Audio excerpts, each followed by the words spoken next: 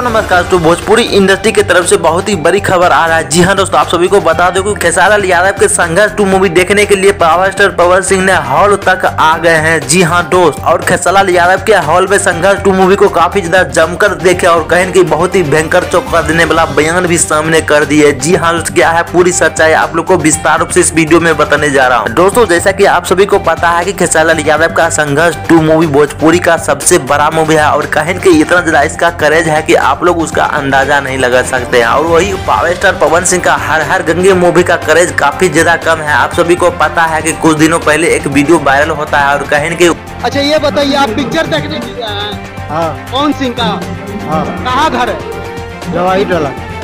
अच्छा ये बताइए, कोई हॉल में नहीं, अकेले पिक्चर देखे हैं? उस वीडियो में बताया जाता है कि फिल्म में मात्र हॉल में पवन सिंह का हर हर गंगे फिल्म देखने के लिए एक ही बंदा पहुंचा था। आप सभी को पता ही होगा भले भात, जिसके कारण उस पावर स्टार पवन सिंह ने सोचे नहीं अब छोटा भाई को ही सपोर्ट कर देते हैं, कहीं न कहीं भोजपुरी का भी तो बड़ा नाम होगा। कुछ ऐसा भी बयान दे दिए हैं। जी हाँ दोस्तों, ऐसे आपको क्या लगता है कि खेसारी लाल यादव के सपोर्ट में इस तरीके से पावर स्टार पवन सिंह को आना चाहिए या नहीं आना चाहिए? आप सभी को बताइएगा।